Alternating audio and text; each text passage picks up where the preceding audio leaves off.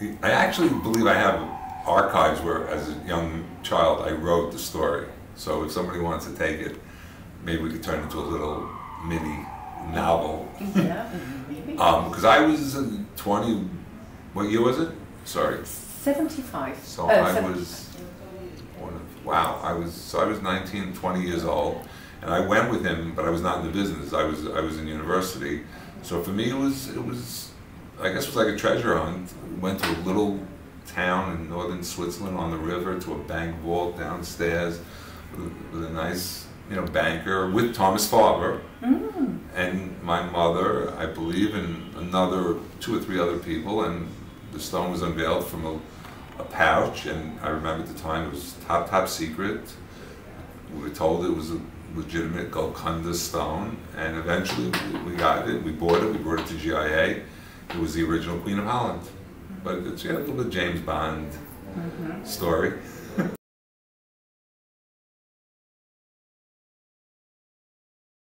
I must be honest with you, because the rough was purchased with our partners in Israel, so there was a joint expertise and teamwork on that. It was a magnificent rock, and we're very excited that we saw immediately we were able to make a big oval, because at that time, I mean, there were big stones in the marketplace, but we knew if we cut an oval, it was a one-of-a-kind item. But the rough was very special. It was quite a piece of rock.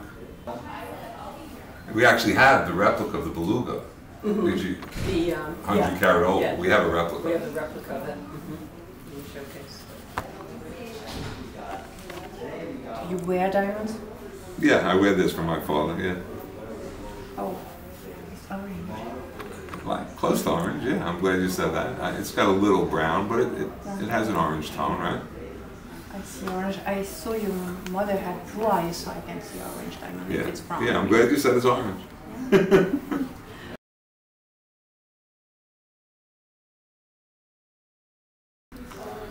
That was a lot of work. A lot of work went into achieving that. I mean, when the rough came, we knew it was very special color, came from Brazil, but there was a lot of cutting expertise to go into achieving that.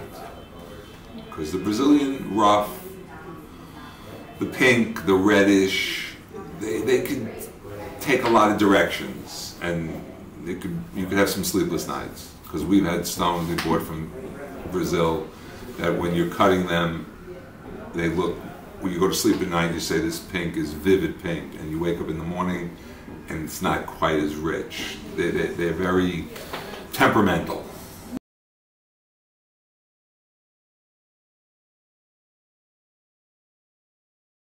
There is one original ASHOKA, but only one. The 141 carat ASHOKA, a D flawless, which was a famous stone.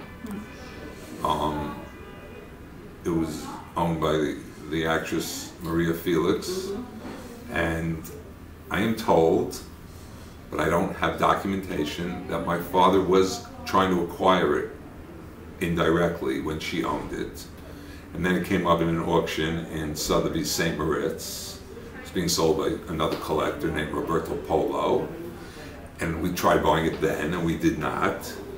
And now it's somewhere being enjoyed, I imagine, by somebody. But I think we've improved upon it. I can't say for sure if you had the original ASHOKA, and you have the one here, the 21 carat? Yeah, I can get it. Let's show, Okay. I'd rather show that. Certain shapes, they don't excite me as much, but the ASHOKA still excites me. What in this special cut excites you? The ASHOKA, it looks important. It has a look about it that I think is very, it makes, it looks more important. More important than it is. Yeah, I think, yeah.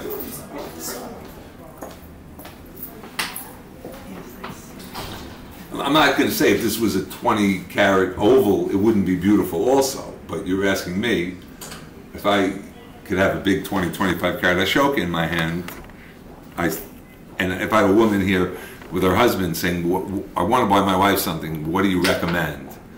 I recommend the ASHOKA, obviously because it's my brand, but I do believe in the end, sitting around the table, if everybody has a big stone, the Ashoka will talk, will stand out.